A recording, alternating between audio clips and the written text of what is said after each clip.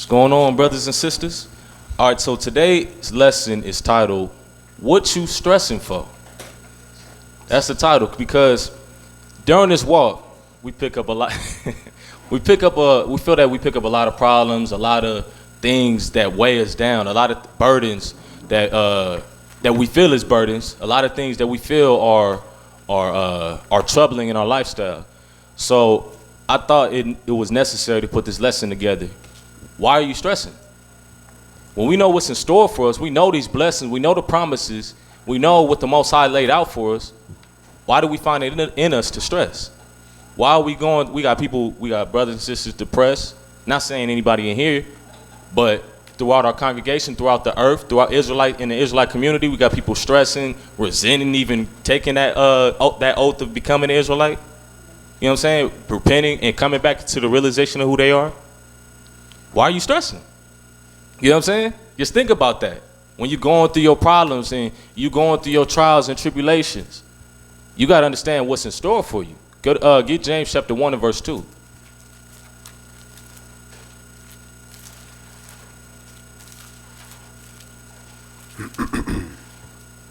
James chapter 1 and verse 2. The book of James 1 and verse 2. Mm-hmm.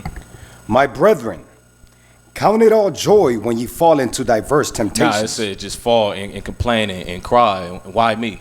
Count it all joy when you fall into diverse temptations. It says count it all joy when you fall in diverse temptation. Meaning you're going to go through some situations. You're going to be stuck in a predicament. But it says count it all joy. Why? Because that shows that the Most High is working with you. If you're getting tested on a day-to-day basis, that means the Most High is trying to prove you to make sure that you walking accordingly, that you real or not. So if you're like, man, why am I going through this? Man, my car don't start up. Stuff going on at my job, all this stuff happening. You got to think about that stuff. Everybody's coming, everybody's turning against me when I bring them the word. You got to think about that. When you bringing them positivity, but they're looking at you negative. Think about these things. So now who's on the right side? You are. And you got to know that for a fact. So the Most High, he's telling you what you're going to go through. He's telling you to expect these things. He says, count it all joy, though. I'm notifying you. You want a sign? I'm giving you a sign that I'm working with you. I'm not working with nobody else around you. I'm working with you directly. And these are the ways I'm showing you that. So read it from the top. James 1 verse 2, my brethren, count it all joy when ye fall into diverse temptations. Mm-hmm. Knowing this, that the trying of your faith worketh patience. It says patience. That's the problem we have as a nation. We don't have patience. We want everything right now. What they say, we're in a microwave era? Man. It ain't here in 10 seconds. It got to be a problem. Where's God? God don't exist.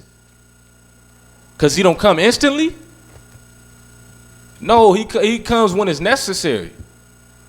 When you going through your situation and you're humble about it, and you just taking it as a man or as a woman, as a Hebrew man and a Hebrew woman, not complaining, not resenting the decision that you made of becoming an Israelite, of repenting and realizing the promises that's in store for you. He says, practice patience. It's not going to come tomorrow, or it might. It might not, but you have to accept it with all joy, whatever the Most High lays in front of you. Read it, continue. Knowing this, that the trying of your faith worketh patience, but let patience have her perfect work, that ye may be perfect and entire, wanting nothing. It says wanting nothing. Come on now. Can I get an amen? Amen. All right, so now, it says we got to practice this patience. That's what we got to do. Get 1 Peter chapter, was that verse 4? Yeah, come on. All right, so get 1 Peter chapter 4 and verse 12.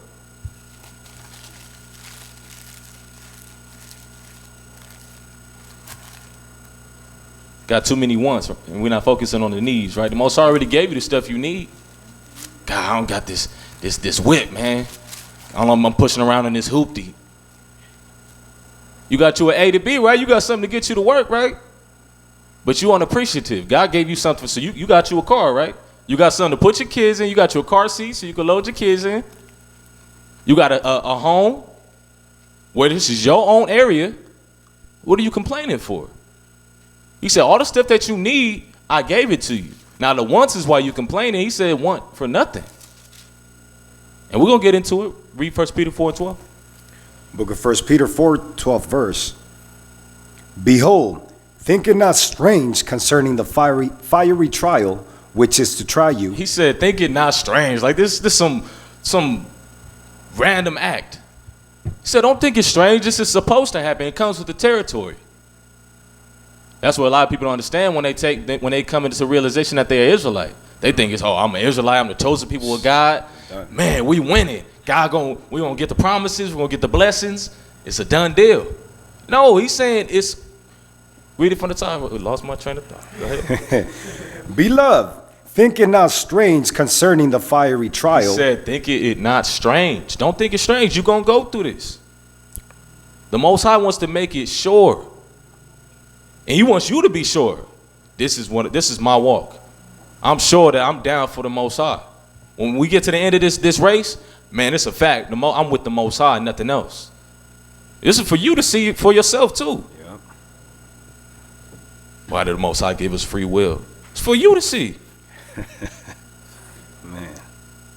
Are you really down for the Most High, or are you just gonna fall away and be weak and do whatever you want to do? Go back into the world. You're still gonna be going through problems. The only difference is that you have something in store for you if you endure it and keep these commandments. Straight up. You're not going to escape your problems. But today we're going to be dealing with the aspect of stress. Why do we stress? There's many aspects on why we go through stress. Some of them are because the Most High places it in front of us, and some of them is because we bring it on ourselves. So now I'm going to deal with that aspect. So now why do we stress? Is one aspect is the aspect of coveting. We want something somebody else has. He got some nice shoes, or she has some nice clothes, or I need them what do you call it? Red bottoms. I need whatever she got. You know what I'm saying? And so we stress over these things. We'll be going on social media. You see all these celebrities doing their thing, they flossing, they stunting, do whatever they got to do. And we observing these things. We over here sitting in the projects or in the hood, just looking like, damn, sure it'd be nice to have these things. We see Esau come in our neighborhoods with they nice stuff and everything rolling around in Lamborghinis and Ferraris. So now we start stressing because we want something somebody else has. But get Romans 12 and verse 2. Want me to finish? Finish 1 Peter and then get Romans. Beloved, think it not strange concerning the fiery trial, which is to try you, as though some strange thing happened unto you. Mm-hmm. So it's not no strange thing. This is stuff that's meant to happen. You want Romans 12 and verse 2. Book of Romans 12, verse 2. And be not conformed to this world, but be ye transformed by the renewing of your mind. No, it says, no, read it from the top. And be not conformed to this world. Nah, worry about Lamborghinis, Ferraris, celebrities, and idols and all that stuff. Be not conformed to this world. It says, be not conformed to this world. So why are you stressing? Why are you worried about what these other people got? Most High said, don't worry about this stuff's going to pass away. It's not here forever. It's not here to stay. So why are you stressing over these things? These little temporary things. Even these celebrities, that stuff is temporary for them. Because today they balling, right? The next day Esau can take it all away. So why are you stressing over what they have? They not free. They slaves just like you. Where are they now, right? That's about 20 years in the making. Man, you want to say that to them? Nah, I'm just saying, you look at like all these millionaires, lotto winners and stuff like that, even celebrities, they got a show at the end of the day, like about 40 years in their career. They come back to them, and where are they now? Man. Most of the time, they're at the bottom. They back at square one, or even worse than what they were, before they got into their career or whatever. Mm-hmm. The Most High in Job, it says, all these things are but for a moment. Exactly. So why stress? Why chase it? No reason for it. Yeah. But we do. Yeah, but read on. And be not conformed to this world, but be ye transformed by the renewing of your mind. It says by the renewing of your mind. All of this stuff, the reason why we stressing, the reason why we going through these problems, why our blood pressure is raising high, why our body's just decaying on a day-to-day basis is because of our mind. What's circulating through our mind? Nothing but negativity. The things that we see, the things that we observe affects our bodies. The things that we partake in affects our body, our soul, our spirit. So we allow this stuff to happen. Of course, we covered the aspect that the Most High is putting you through a condition, but you also sometimes in an aspect bring it on yourself as well. So the things that you could prevent, you want to prevent those things. And the things that's for the Most High, then you understand that was the Most High. I couldn't prevent that in any other way. I know for a fact that was the Most High. But this, man, I'm late for work. That was my fault. I was talking about Pop. He was talking about you. Adrenaline circulates to your body when you're stressing, when you're late for work. That's not healthy for your body. All that adrenaline circulating through your body for a long period of time. That means your body expecting pain. Your body's expecting something to go wrong, and that's not healthy for your body. But we're doing this on it all day. It's not just for one small moment. It's not just when we're in a fight. We're fighting all day in our mind. Read on. And be not conformed to this world, but be ye transformed by the renewing of your mind. So it says transformed by the renewing of your mind. So now all this stuff that's going on in the world, that shouldn't be your focus. That's the stuff that's stressing you out. Wanting what he has, wanting what she has. That's a nice car, I want that. That whatever, whoop-de-whoop, all that stuff, that's what's bringing you stress. Not knowing this stuff is not here to stay. Your spirit is what you should be worrying about. The renewing of your mind is what you should be worrying about. Stimulating your mind is what you should be worried about.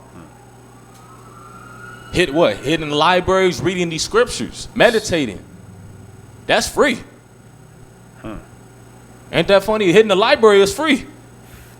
It's backwards up in this world, man. They say nothing is free, or the library is free. But we don't want to go there. Go to 99-cent store, get one of these. But y'all worried about Lamborghini. This is eternal life. Y'all worried about big cribs. Kim Kardashian and whatever her sisters' names are.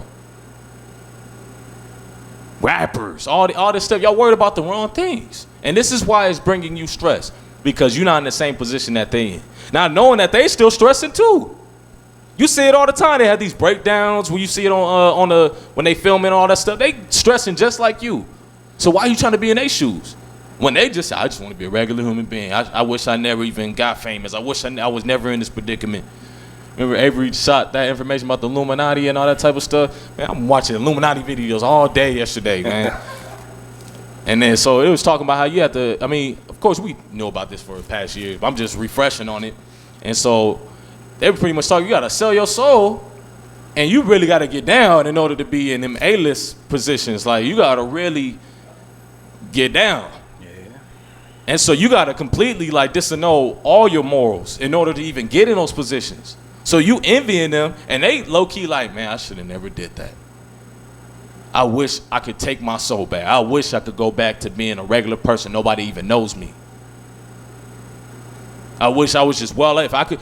Dave Chappelle was talking about he just wanted a little trailer, or not a trailer, a little shed for his family, a little piece of land for his family, away from society. Isn't that crazy? That's how bad it got. This dude, what he just got paid, $50 million off of a Netflix deal just now? And he's talking about he don't even want this stuff. You just want to be just isolated. Y'all got to think about this stuff. But y'all envying them. But they envying you. There's so much envying going on. This is why everybody's stressing. Be content with what you got. Just love what you got, what the Most High laid out for you. Read Exodus chapter 20, verse 17. Want to finish this one? Oh, I'm sorry. I'm jumping ahead. Go ahead. It said, and be not conformed to this world, but be ye transformed by the renewing of your mind, that ye may prove what is that good and acceptable and perfect will of the Most High. But I thought man can't be perfect. Man can't be perfect, right? Excuses. That's excuses, right? So we can go back to the BS that we was doing previously. Man can't do that. That's why Jesus came and died, so we don't have to keep the laws, because God already know he made a mistake that we can't get right.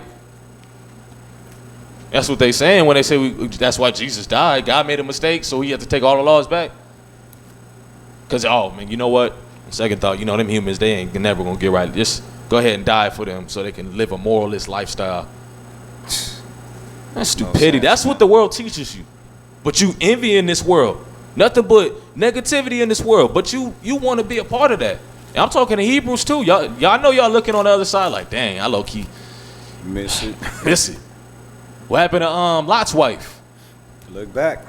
She turned into a pillar of salt, meaning she got put to death. She was gone. That's what happens to Israelites that look back like, man, you know what? The grass might be greener on the other side. Psych. Grass is ain't even no grass on the other side. It's dirt road. It's toe up. Y'all know that. Y'all coming into the truth. Y'all know what the lifestyle is like.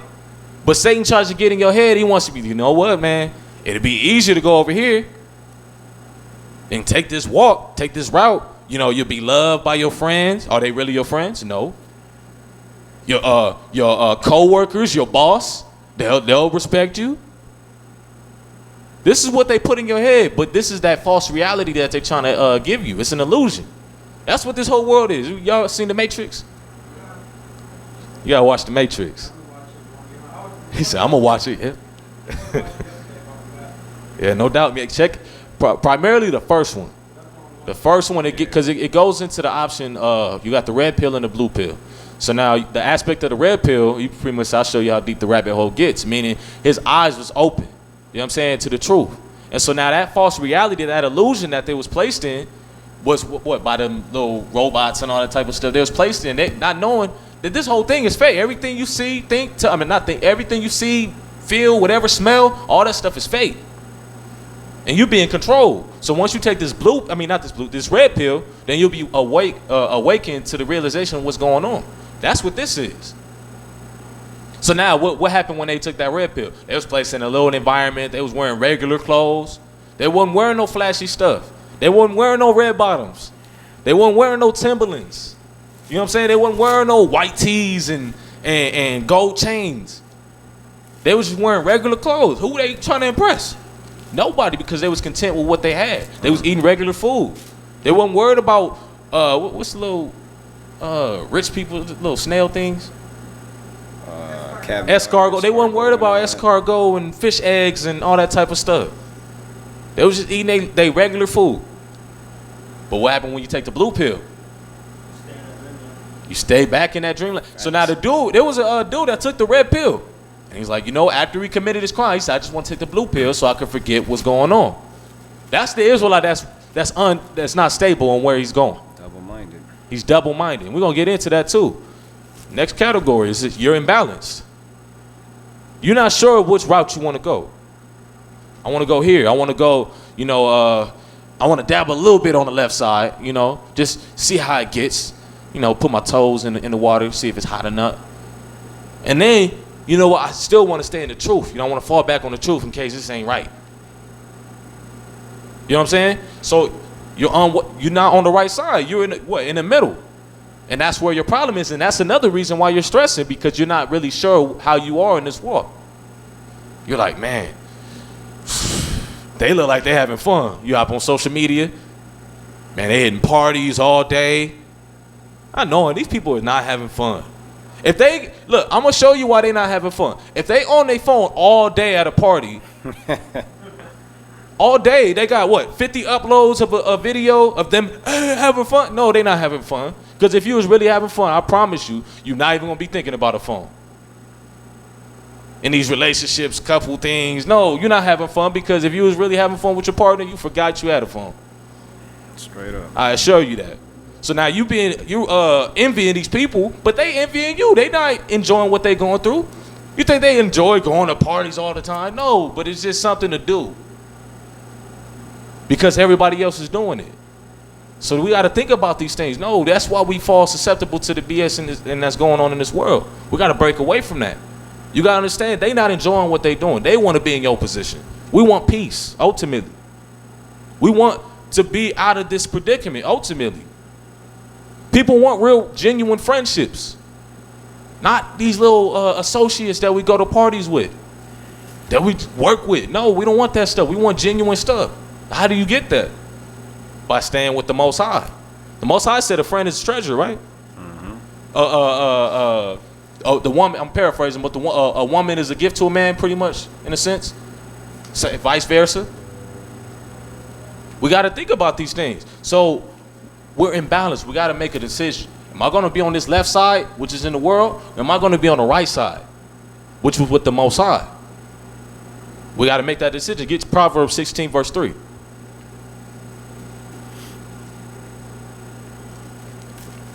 Why are you stressing?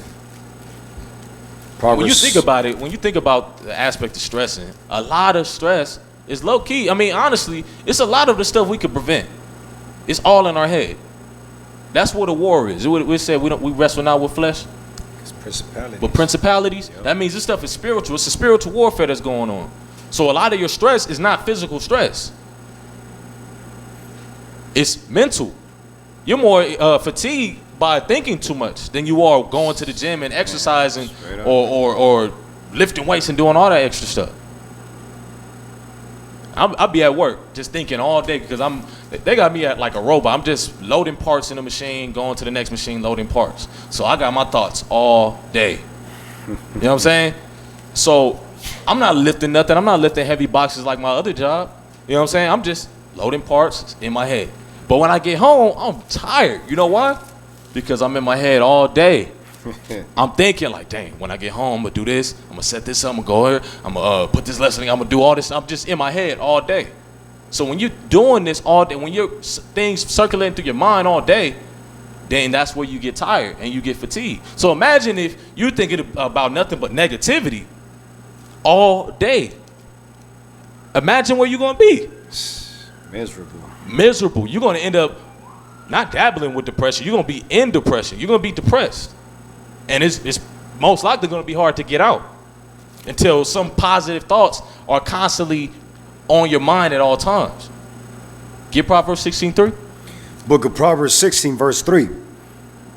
Commit thy works unto the Most High, and thy thoughts shall be established. Nah, commit thy works to Esau. Commit thy works unto the Lord, and thy thoughts shall be established. So that's where your mind should be. On the works of the Most High. What does it say? Idleness produces much wickedness. Man. When you're not doing nothing, that's where all these problems come in. That's where Satan finds an opportunity. He just chilling. He not doing nothing. I'm a mess with him. I know exactly what to do. He thinking about this. He thinking about that female. Oh, I'm gonna get all up in his head. Whoo! Remember what's her name? Rebecca from last week. Jessica from what's her name? University. Oh, I know you remember her. Ooh, you still got her number. Go holler at her. Save it. Hey, Satan's smooth, man. Satan the smoothest person. But it says, commit thy ways to the Lord, and thy thoughts shall be established. So if you want pure thoughts, if you want positive thoughts, who do you got to talk to? Who do you got to commit yourself to? The Most High. And how do you do that? By staying in this. I always thought about it because I'm like, everybody's going through stress. We always go through that situation where our mind is just, we feel like we're overburdened, right? We're going through this predicament. So it be times where I just be like, man, I'm just tired. I don't know what I'm about to do right now. And then sometimes they just say, just read the scriptures. But I'll be like, you know what? I'm going to just research this. I'm going to research stress. But that don't help. I'm being honest. But when I just open up the scriptures, that part. I promise you, it's like I forget about everything. All my problems, all the stuff is gone. I'm like, let me just read my Bible, man. Forget about all this other stuff. I'm going to read my scriptures. As soon as I open, I read like first 4 verses. I'm like, God dang. Talking to you. It's cold, yeah. Straight talking to you. And so I'm like, man, everything I was stressing about, what, ain't got the bills paid? What, you short on rent? You short on something? Caught my car tripping? Pushing in the hoop-de-hoop? All that stuff don't even matter no more. I'm like, man, I got this word right here. I got the Most High right here. As long as the Most High is still rocking with me, I ain't got no problems. Straight up. No problems at all. So that's just my testimony. And I speak for myself, but I can also speak for Israel. The Most High already said it first. He said, commit your ways unto the Lord and your thoughts will be established. So if you read these scriptures on a consecutive basis, your problems will be relieved. If you apply your scriptures, your life will be even more better. You may go through your situation, but you be like, it ain't even that serious. You be taking L's like left and right, but like, man, I'm smiling, huh? Hey, I promise you, I did. I was like, you know what? Looking it is like what a it is. psycho doing that, huh? Taking L. What's up, Ike? You got a mic? Let me get that for Much wickedness. You got that?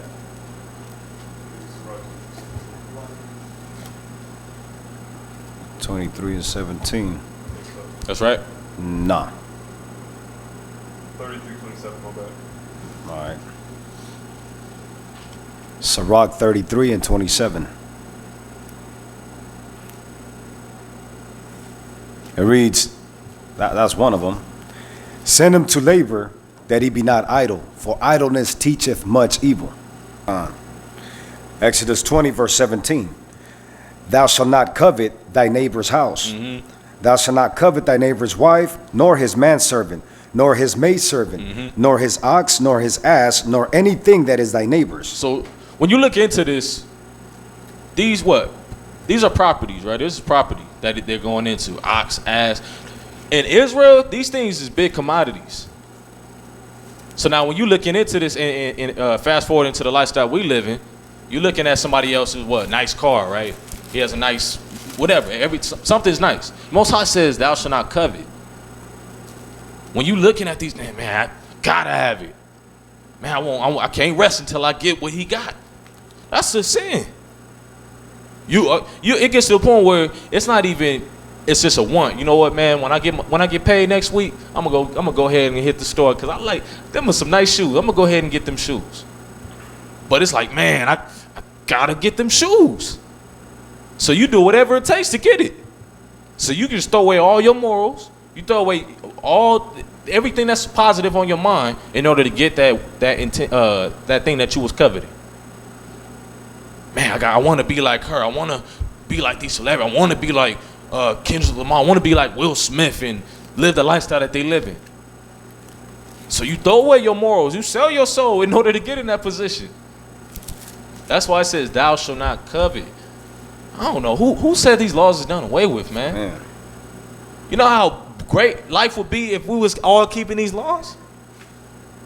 Just that aspect alone would save the hood.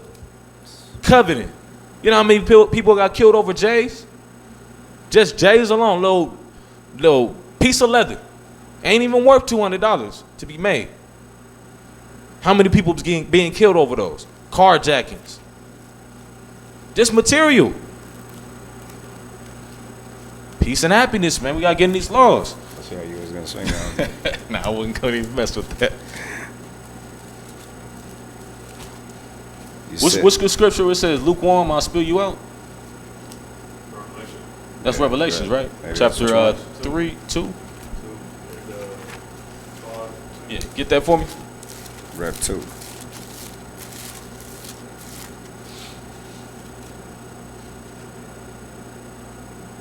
Is it 2?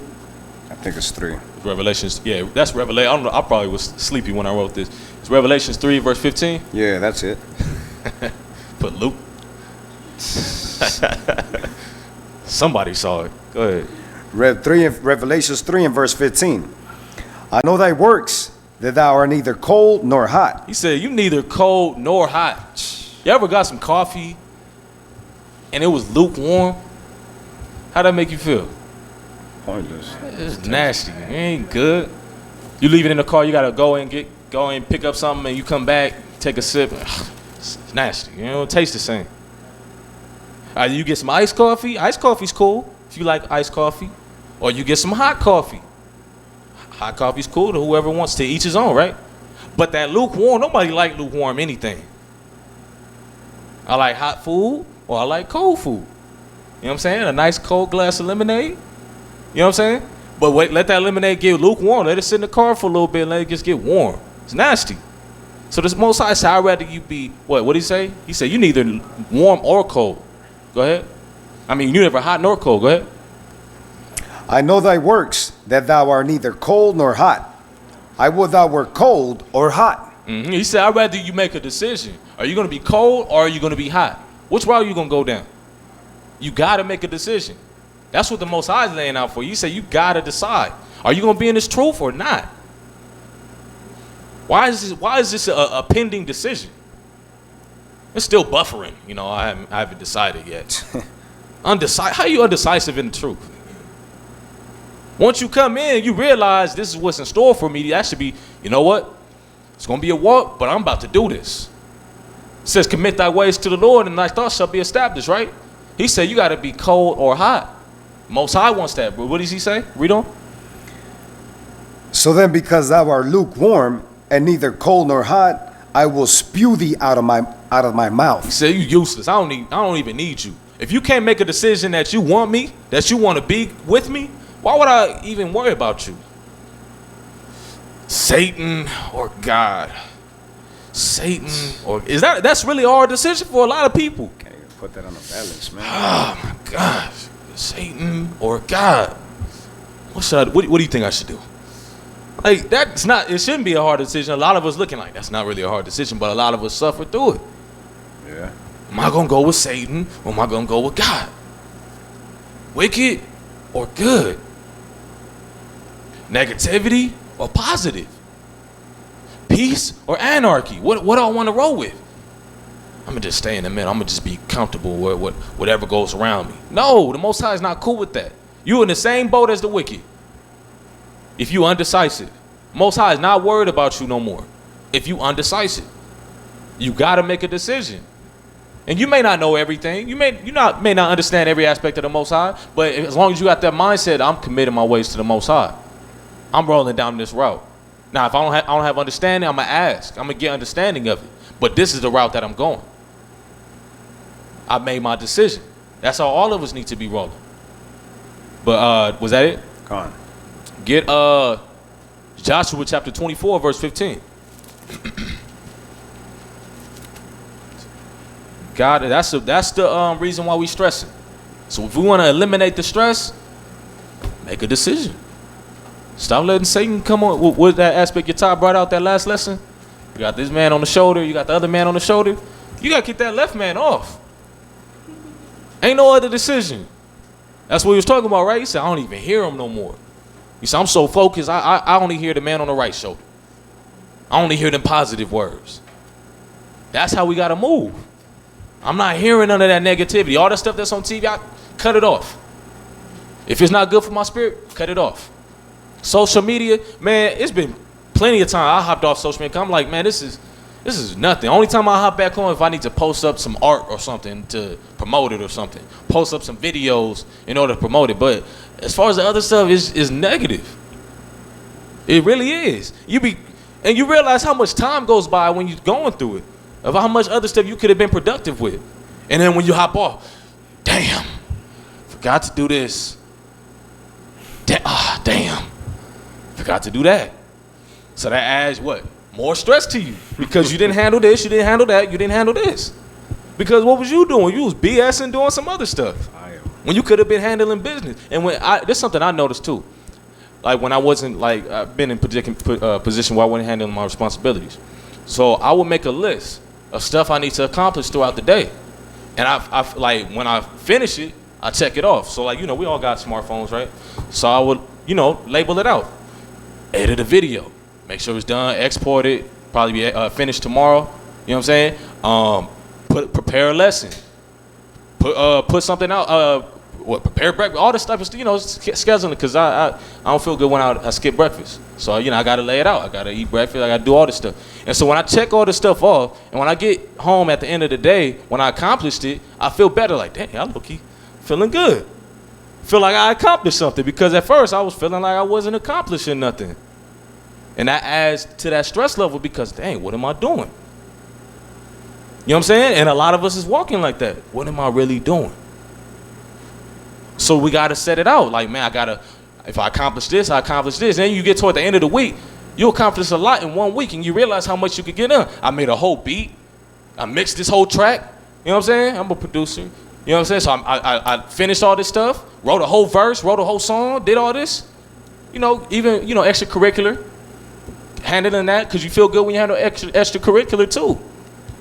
When you do accomplish those things, that eliminates your stress too. When you could go down, man, finish that, and you could go to bed just feeling good. Send up your prayers and go to bed. I set up the schedule before I go to bed, so then when I wake up early, cause I get up around like 5, so I could accomplish it. Get what's the word? Be more more productive, get more stuff done in that manner of time. So just lay it out the night before. I got to do all this, accomplish it, get it done. Because before that, too many problems. I was like, no, stuff is just not going right. It's not good. But I think everybody has to go through that state where you have to be in that position where like stuff is just not going right. You looking around, God damn. And then you just realize, nah, this ain't right. You got to fast a little bit. Pray for organization. Pray that, because we're going to get into that. As a matter of fact, let's just get straight into it. Read Joshua first, 24:15. Joshua 24, verse 15. And if it seem evil unto you to serve the Lord, choose you this day whom you will serve. It says, so choose you this day whom you will serve. Are you going to serve the Most High, or are you going to serve Satan? It's your best interest to serve the Most High. But last one for that aspect, get Psalms 118, verse 5. Choose you this day whom you will serve. Stop being indecisive. Psalms 118 in the 5th verse. It reads 118. Yeah. 118 verse 5, right? I called upon the Lord in distress. The Lord answered me and set me in a large place. See, I called on the Lord when I was stressing. We forget about the Most High a lot. We just be thinking like, man, I'm going to handle it. Solve it. I'm going to handle it. I'm going to do it. You forget the Most High put you in that position. The Most High created you to serve him. So when you go in this position, who you need to call on? Better call on the Most High. Call on the Most High. That's what, when you're in this situation, that's who you need to call on. He said, he set me. What did David say the Most High placed him at? He placed me and Salakia and set me in a large place. He said he set me in a large place. Lord, I'm living in the shack. I can't live in the projects my whole life. It's just not safe for me. I know you provided me a home. I know you provided me a shelter. But as far as my safety in this condition, at least put me in another aspect of the hood, just a better part of the hood. If you can't get me out of the hood entirely, just pray for your sake. Lord, help me. I ain't got no food in my fridge. I'm living off of top ramen and just bread, no peanut butter, no jelly, just bread. I just pray that you provide for me. Pray for these things. He said, he set him on high. That's what David said. What did David start off at? You got to think about that. Where was David at? He was a shepherd. So you think it was hard for the Most High to exalt David? You seen how he exalted him? In a matter of time, David was the top dog. Respected from everybody in the world to this day. To this day. You go to Egypt, mention David. Oh, you know what, man? We don't mess with David. He a cold brother. But you got, who put him in that position? When he got anointed, what did it say? The Spirit of the Lord was upon him to that day. So you got to ask for that same kind of spirit. Why did the Most High love David so much? How did David even get that kind of spirit? Where was his heart at? When you look at the actions of David, although he made mistakes, you see where his heart was at. When the Most High, even when he made that sin, the Most High didn't harm David for a reason. What was the judgments that the Most High gave to David? All of his judgments had to do with other people. You know why? Because of his love for the people. What did the Most High attack? He attacked his family, right? He attacked Israel. Why? Because if I attack David, that's too easy on David. You know why? Because David loved his people. What did David pray for all the time? He said, don't kick me out, Lord. Don't do away with my spirit, because I know you can do that. Pray, when you read what, Psalms 51 or Psalms 50? 51. That's all he's asking for. So the Most High said, I'm going to judge you by judging Israel, because I know that's what hurts you. But that shows you a positive aspect of David, of how much he really loved his people. How much do you love your people? Because that's another aspect of where we have problems. How much do you really love your people? Is it just this, though? Because I know a lot of us do this. We talk. Yeah, I love my brothers. I love my sisters. But won't stand with your brother through thick and thin. You get one problem, y'all fighting. Y'all beefing. Let it be no fool. See who's your brother, who's your sister. It's going to come. I'm going to see. I'm going to be like, dang, who really rocking with me? Let the Most High clear out that fridge. I'm going to watch. I'm going to be like, man, all right. He wasn't a homie. Man, I'm cool with you. Man, you my brother. Let the Most High clear your stomach.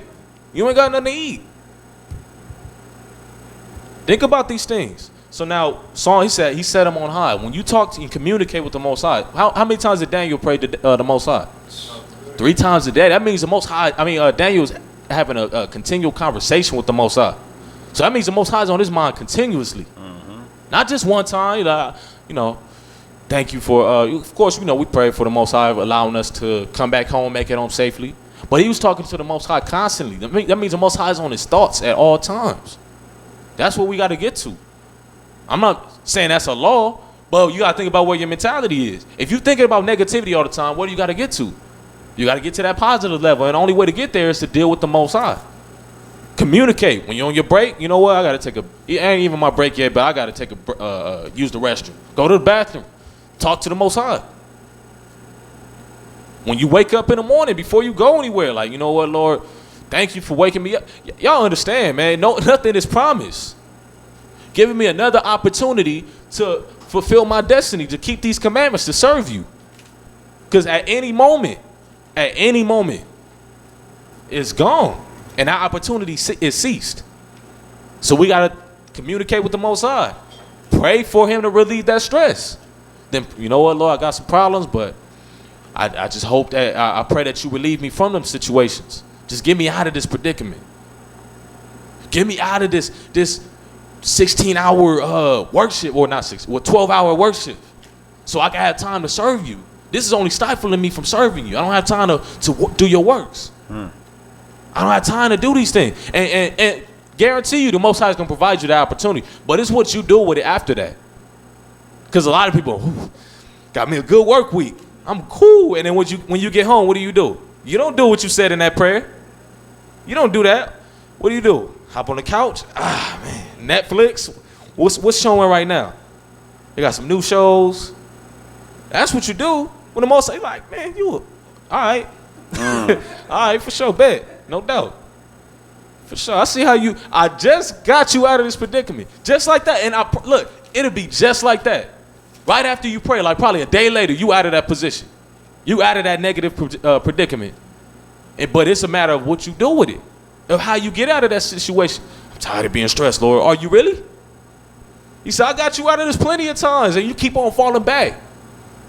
You keep on touching that fire, and I took you out. But he says, if you think, read that from the top, Psalms.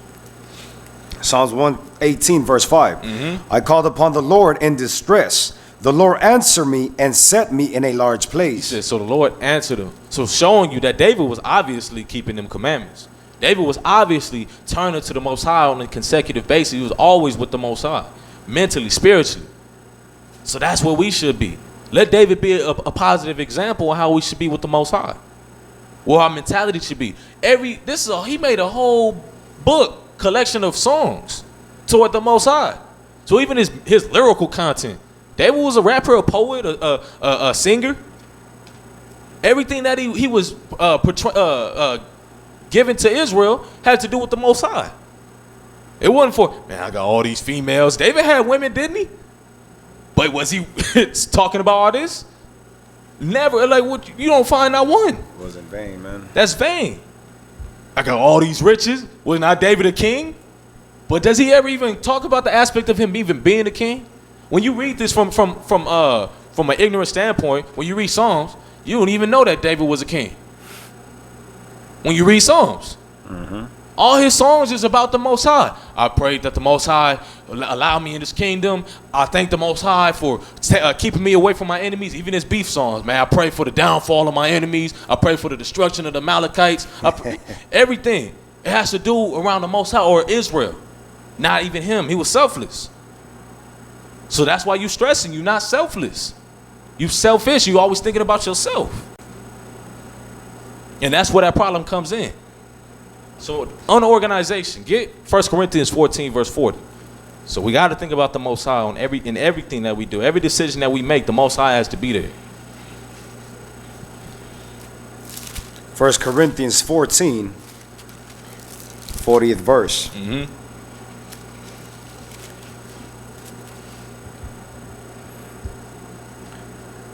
Let all things be done decently and in order. Now, let everything be done destructive and just all over the place. All things be done decently and in order. It says decently and in order.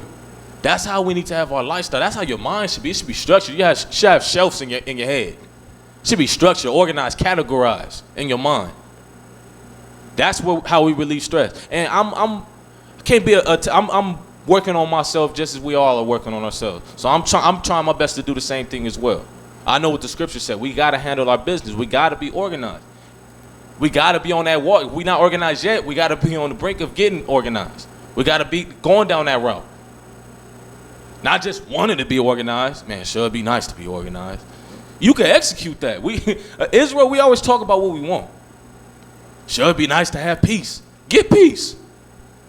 Sure, it'd be nice to be righteous. Sure, it'd be nice to have the understanding of the scriptures. Everything that we say sure it'd be nice, we can get that. We could acquire these things. Sure, it'd be nice to be in the kingdom. What's stopping you from getting there? Nothing except yourself. Except your own problems, your own lust, your own demons that you need to fight in order for you to get there. Your own unorganization. You fail to get organized, that's your downfall. Get 2 Ezra 14 verse 13.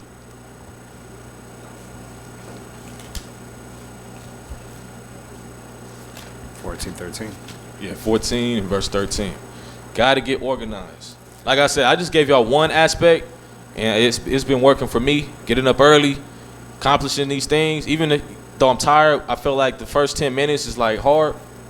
Getting out of bed, like, God. You be deciding, like, why do I even want to get up out of bed? But when you get up, you go splash your face, feel good, you cool. And then you just up, like, I can't really even go back. I be looking at my bed like, nah, I ain't really that tired no more. And then you get to executing, you get to handling your responsibilities. Well, I'm doing college work, doing scriptural work, doing studio work. I'm handling my business. You know what I'm saying? So when you handle this stuff, you feeling good. So I'm executing like what? I got accounting, homework, accomplish that. What? Computer programming stuff, got to handle that, accomplish that. So let me be a testimony. I got a lot of stuff on my schedule. So if you're not organized, you're going to be like, oh, I'm over the place. All over the place. And your head going to hurt. It's going to be bad. Your stress. I was looking up stress. I was like, what is the side effects of stress? I looked it up. Poor bowel movements. That's a side effect. For brothers and sisters that's married, erectile dysfunction. That's a side effect of stress. Fatigue, memory loss. Weight loss, all type of stuff. Weight loss, weight gain, just lazy. You don't feel like doing nothing.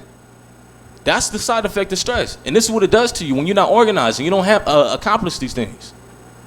It gets to you. And so when you realize you keep on going down this route and you're not accomplishing stuff, what happens? Man, you start pitying yourself. Man, I'm in this predicament.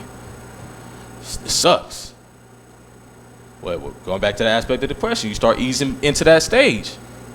When you get out of there, I can't tell you how to get out. All I can tell you is to focus on the Most High so you don't even have to get there.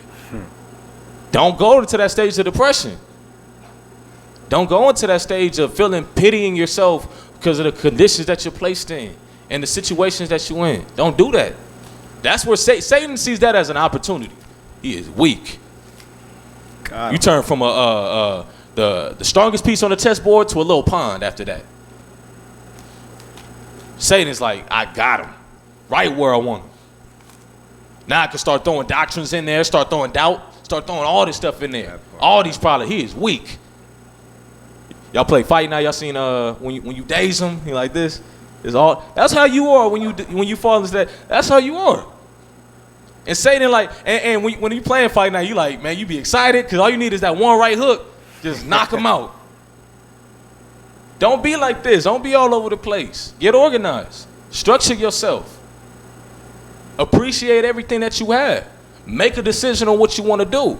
Who you going to roll with, the Most High or Satan? These are how we're going to relieve stress.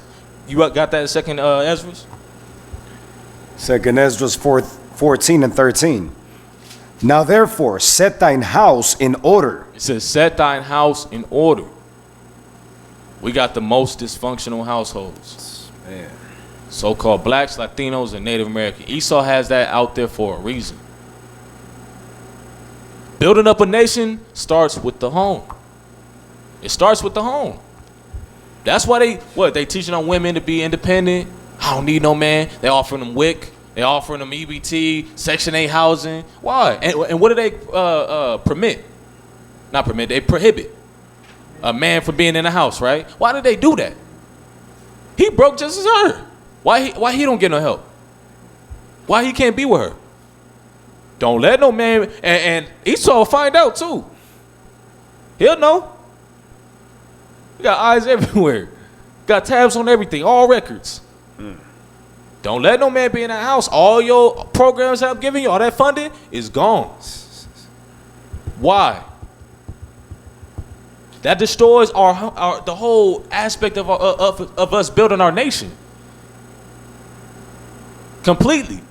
So you got what? It may be, it is brothers that want to take care of their families. It is brothers that want to be a part of their kids' life. And there's wicked sisters that's like, you ain't taking away my benefits.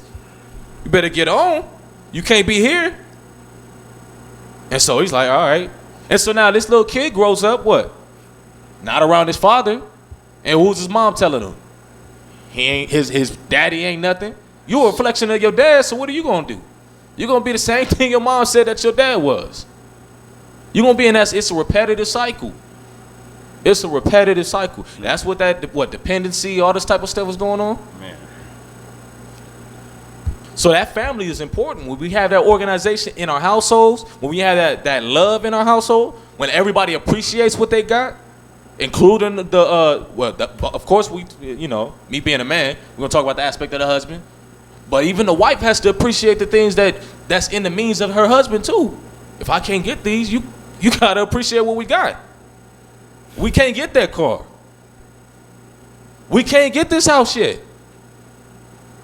We can't get that neighborhood. This is what we working with. We got to make the best of what we doing so we could get up out of here. This is not our rest. This is not our rest. What's the ultimate factor? We got to get to that kingdom. So help me get to that kingdom while we dwelling here. Help me find peace while we dwelling here. Man. That's what we got to think about. So dealing with households, women, be the peace for your husband. And brothers, be the peace for your wives. Same thing goes for the children. Be the peace for your parents. Because that's another factor of which raises our stress level, dealing with our kids. Siblings. If we kept these laws and we set our house in order, stress would not be present. But Satan knows, man. I'm going to stir this all up. I'm about to get up in everybody's head. I'm tapping into emotions. Emotions is your downfall. Straight up. Emotions. If you're emotional, you got to check yourself. If you feeling sorry for yourself constantly, you got to check yourself. Because that is where Satan comes in. Oh, he come in just like, oh, you okay? Give you a pat on the back, little spiritual pat on the back. You good? You need some help? Yeah, I need some help.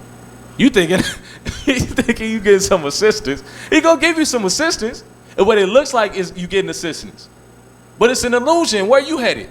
You're not headed down that right route. You're not with the Most High no more. That's why a lot of people that lead the truth, they think they feeling good. Man, I used to be a Hebrew. I'm like, dude got one tooth, lips all chapped up, cracked up. I'm like, dog, nah, you used to be a Hebrew. What are you bragging for? I used to be a Hebrew. Your toes showing through your shoes.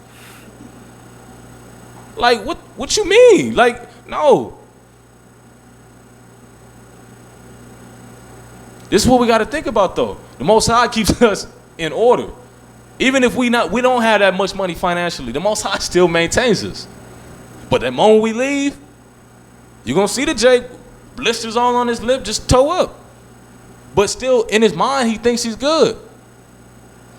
When he go back into the world, he thinks he's good.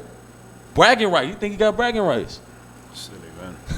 I used to be a Hebrew. Backwards. That is the dumbest statement I ever heard. I hear people, in the Kemet community, when brothers go from Israelite to Kemet, yeah, I could debate with these Hebrews because, I used to be a Hebrew. You end up getting cut anyways. Yeah, thinking they could stand. How you gonna stand against the word that you used to have? That's stupid. It's a nationality. How was it that you were a Hebrew? Never got it right? I used to be a Hebrew. Asian man, I used to be Chinese. No, can't do that. How you used to be Chinese? African, I used to be African. What are you now? What the heck? All right, so now that was second Ezra, right? Yeah. Read that from the top. All right, cool. Second Esdras 14 and 13. Now therefore set thine house in order, and reprove thy people. Comfort such of them as be in trouble, and now renounce corruption. So that's another aspect. It says, comfort those that be in trouble. I don't know about y'all, but well, I can speak for myself when I'm on the mic. I feel excellent when I get off of the mic. You know why? Because I played a part in the upliftment of my people.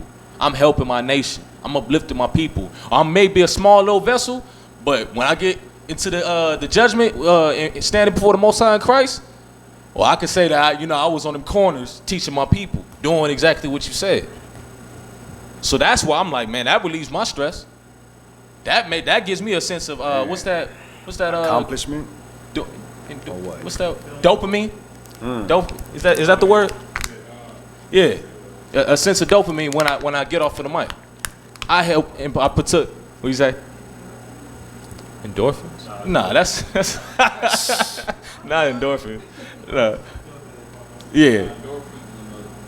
So endorphin. All right. So, but back to the point. Said both of those.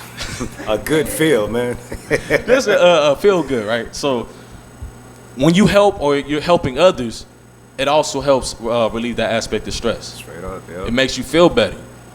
Because when you're helping other people, you're also helping yourself. You're becoming a better person. So that negative spirit that you once had is leaving. You know what I'm saying? So that's another aspect. So what did it say? Read that last aspect.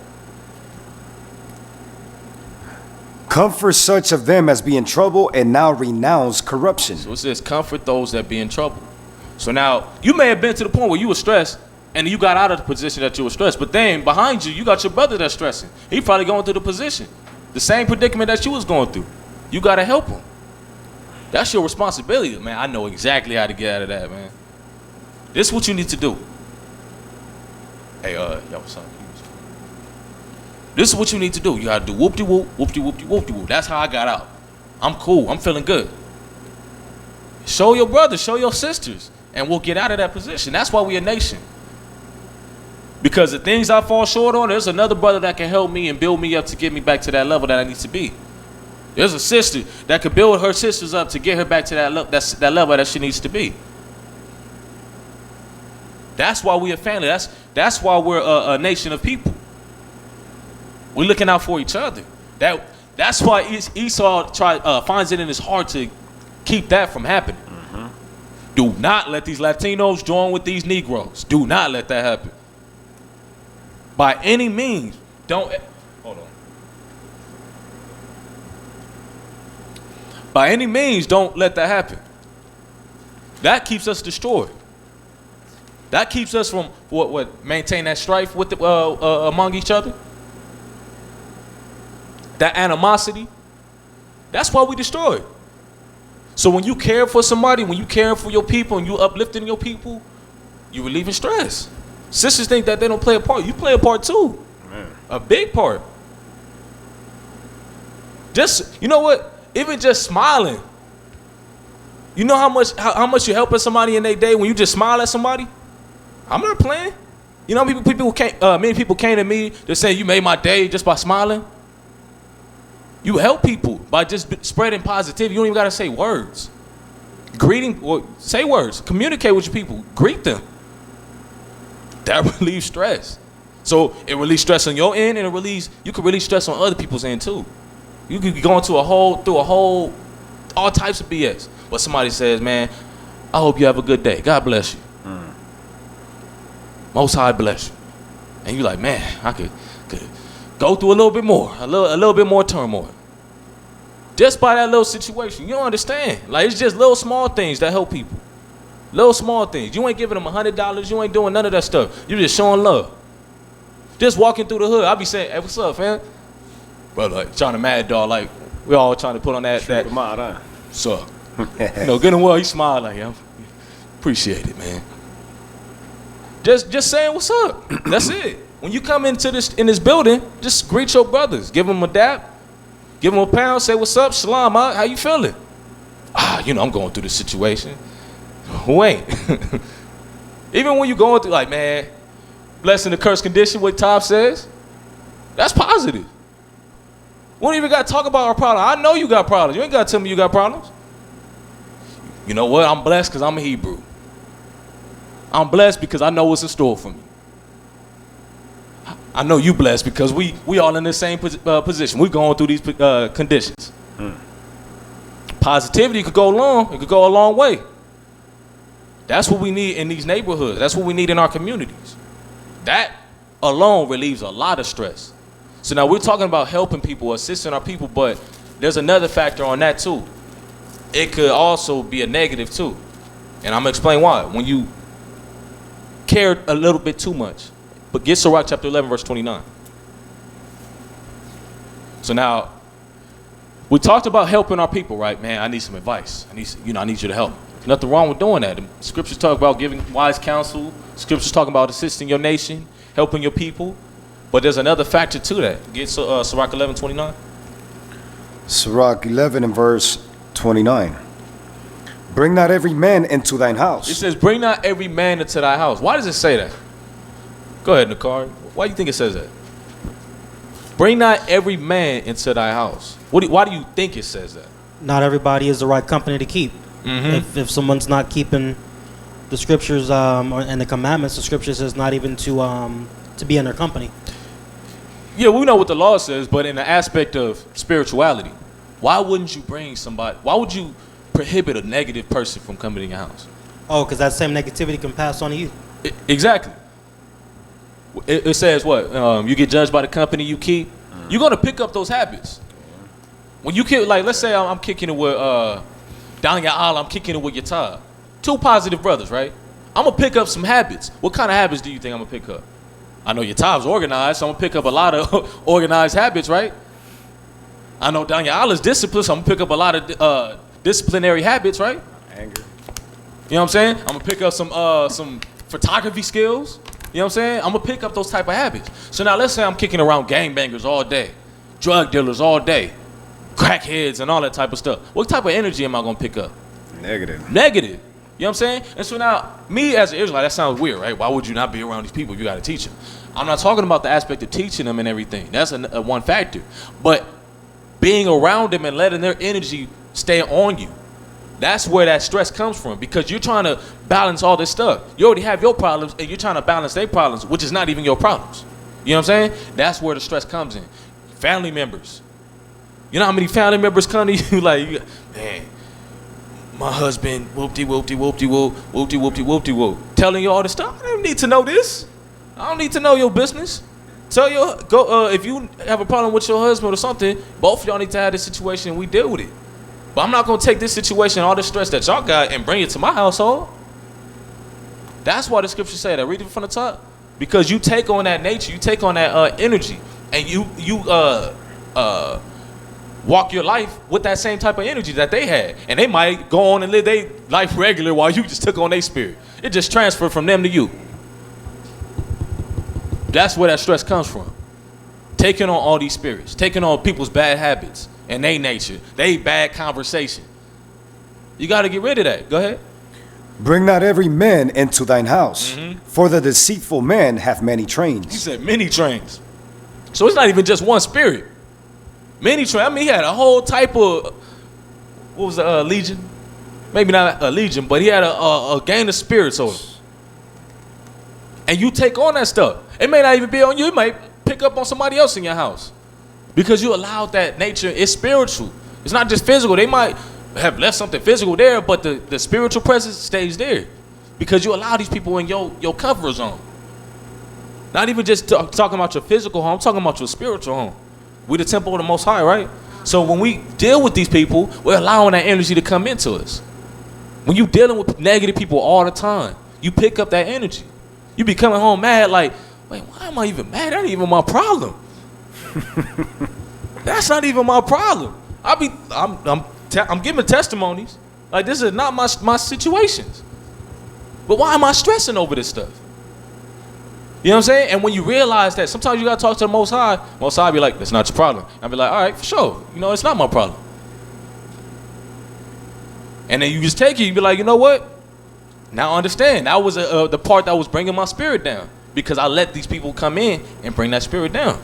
Don't allow that. That's it's all right. He said, don't allow that to happen. These people are bringing trains. They're bringing spirits that you don't need to partake in.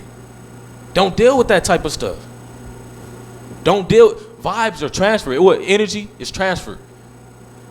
That's scientific. So when you're dealing with this type of energy, it gets transferred to you. So you pick up that negative energy. And so now you what? Walking, you take that home. You may have dealt with something at work, right? And you go home like just mad. Wife asks you, you okay? I don't want to talk about it. I'm good. Just mad for no reason. Just mad. And so now you mad, and then that negative energy went from you to her. Like, what this nigga mad for? Like, and so now when you hungry? I'm gonna make dinner. Dinner ain't gonna be good. Y'all know how dinner tastes when somebody cook when they mad, or they just don't want to do it. No love. You done messed it up. You done messed up a good meal because you was mad. You done messed up the ticket to having a good meal because you came home stressing. Same thing, you know, vice versa. Wives coming home to their husband's negative. Same thing goes. But let's say you come home in a positive manner, and somebody else might come home, you know, with maybe a little bit negative, but you share that positivity. You uplift that negative spirit, and that get out. You know, leave that outside. Yep. Leave that at the job, at work. We don't need that here. This is our place of peace. Man. Serenity. That's why it says that. It says don't let them in your house, because this is where you're supposed to be safe. This is where your kids are sure ain't no pork in this house. Ain't no abominations in this house. I'm cool here. I could go in that cabinet. I know for sure whatever I eat is safe for me to eat. I know for a fact that no matter what goes in this house, it's going to be good. It's cool. This is your area. But when the moment you let this negative energy in your house, what happens? Kids tripping. Wife tripping. Husband tripping. All this stuff because you allowed that negative energy in your house. This is real stuff. These vibes, I'm telling you, like this stuff it happens. But you can't let that happen. Get Joshua, 1 Corinthians 10, verse 13.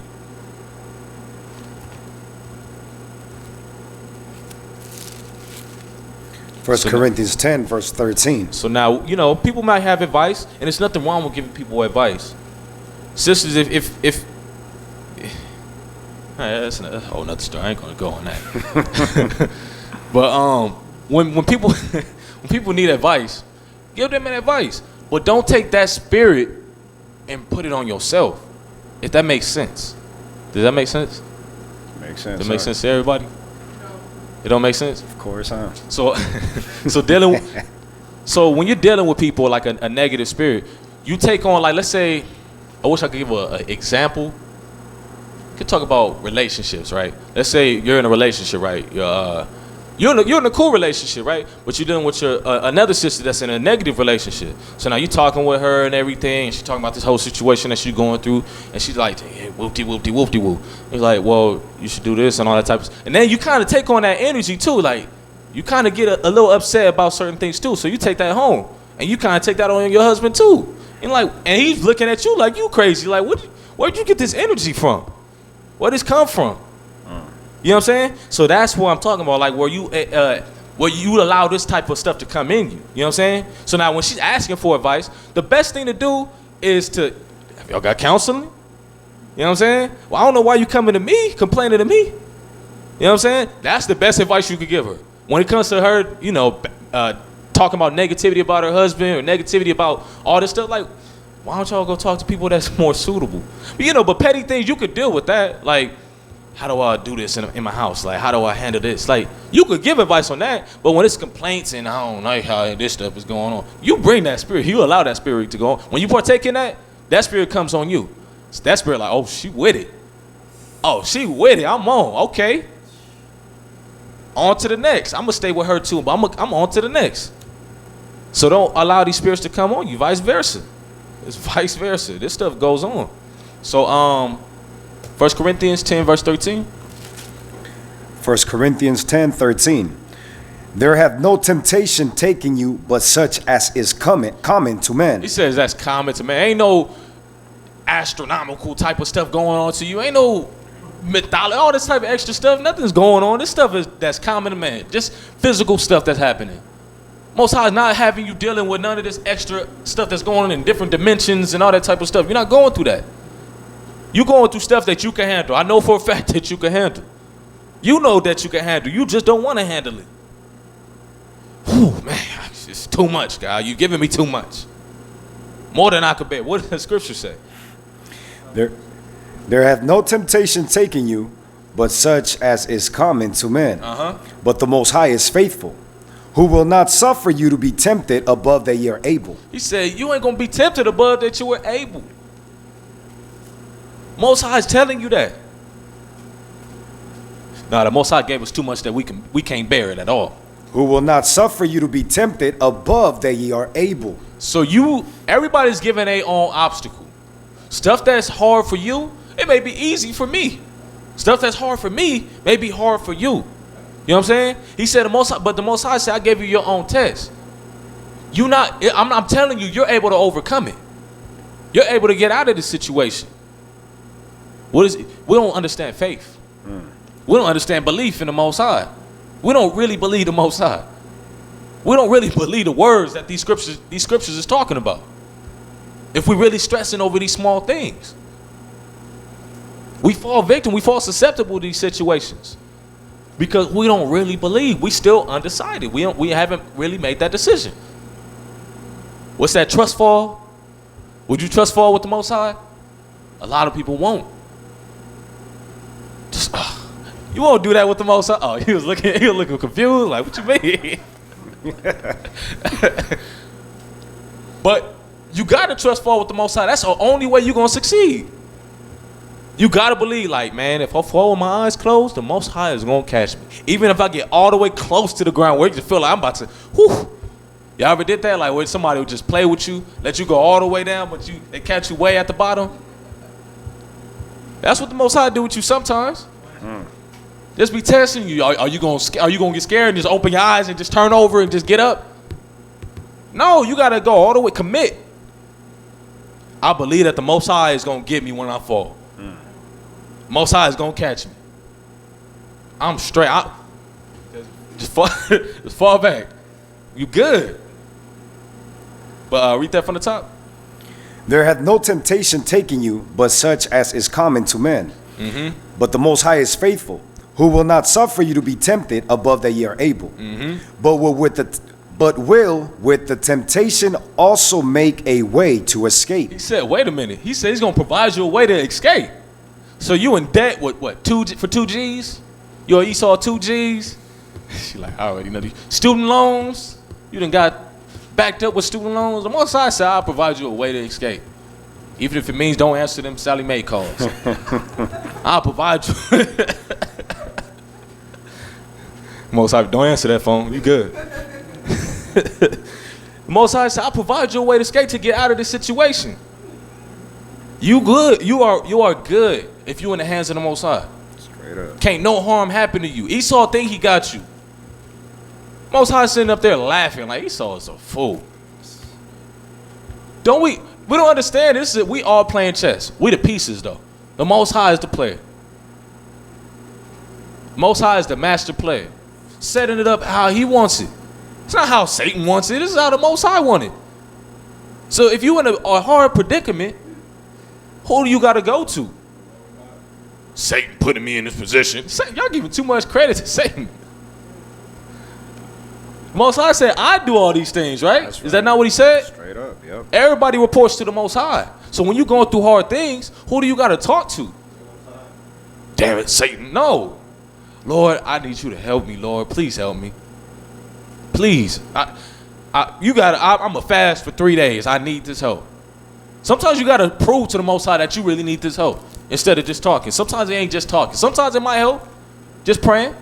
But sometimes it takes fasting too to show that you're serious. When Daniel didn't understand that vision, the Most High said, I'm going to just give you the answer. You good.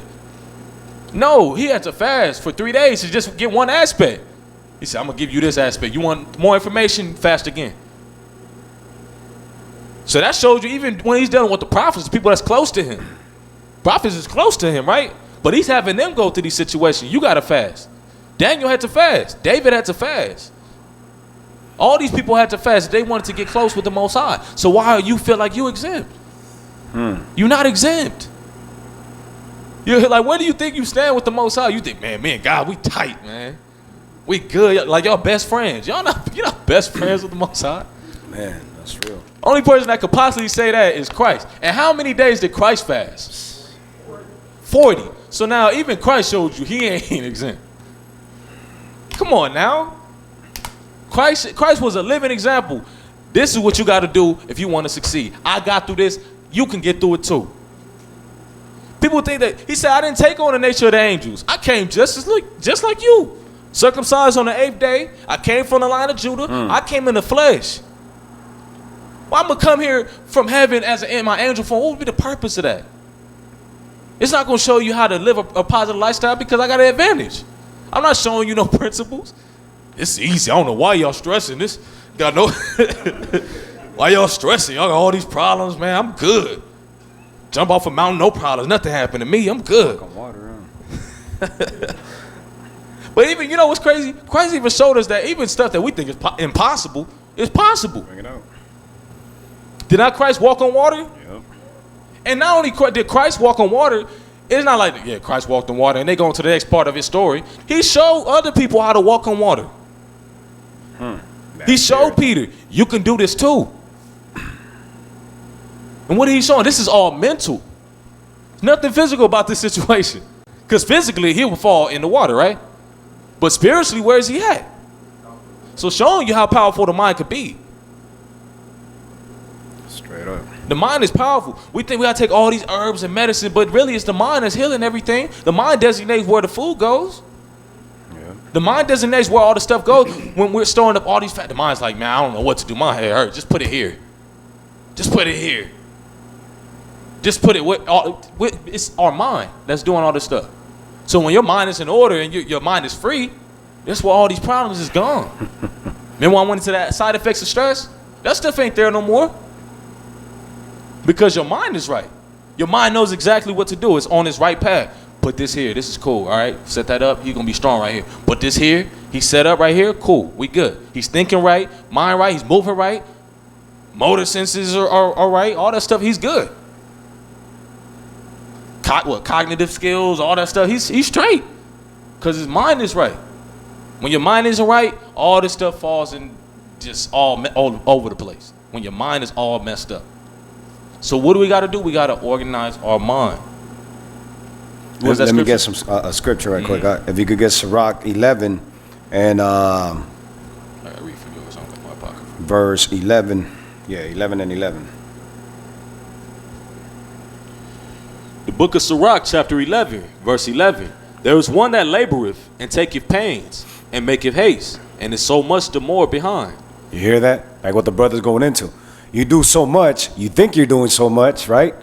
But at the end of the day, it's just counterproductive. You're just going back and forth, laboring, and are so much behind. That's why the Most High, and what we read right now in Corinthians, it says, put everything in order. Set thine house in order. If you could get from there, go down to 14. Verse 14. Prosperity and adversity, life and death, poverty and riches come of the Lord. What the brother was going into, right? Bringing it and pulling all the things that we talk about, that we cover, out the scriptures. So it says all these things come from the Most High. But what happens? Continue on. Wisdom, knowledge, and understanding of the law are of the Lord. Mm-hmm. Love and the way of good works are from him. Uh-huh. Error and darkness. What? Error and darkness. Error and darkness. You translate that to sin, transgression, right? Error and darkness. Continue. Had their beginning together with sinners, and evil shall wax old with them that glory therein. You see that? But we glory therein, so then we give power, like the brother was going into, to Satan. Esau got us here. Nah, we got ourselves there. And then we glory in it, because we feel like, we give it so much power that we forget about everything else. Joshua 1 and 8, real simple, right? Keep these laws, keep these statutes, you will be successful. Jump down to verse 20, I believe. Verse 20, be steadfast in thy covenant, and be conversant therein, and wax old in thy work. Go ahead. Marvel not at the works of sinners. That's what we do, though. Like what the brother was explaining. Look, a sister comes to you, you a sister, vice versa, with some problems. Automatically, you should be like, man, you know what? One of my favorite scriptures is Romans 8 and 18. Like 2 Corinthians and the other scriptures the brother brought out. Take it with a smile. What are you tripping about? How about, have you examined yourself whether ye are in the faith? What are you doing wrong that you got these situations coming about? Right? Instead of doing that, what we do, we feed to that BS. Now it's two individuals that Satan's looking at like, I got them. Like the brother said, now this sister's going to go back home and bring those problems that she had no knowledge of and bring them into the household. You jumped, those spirits jumped up in you, and now, well, what do you have? You're not on the Amos 3 and 3 anymore. That's why the Most High says, look, do not yoke yourselves with the unbelievers. How are you going to go get counsel from individuals that got no knowledge of this, and you probably already just thin-lining it? Revelations 1 and 3, right? Make sure that you constantly in the book reading, and then you will be blessed. But imagine you have a person that's just making it, really doesn't have the understanding of these scriptures, and you go get counsel from somebody that's completely departed from the Most High. That sinner, that individual that's just looking at the ways of the world, right? What are you going to get out of that?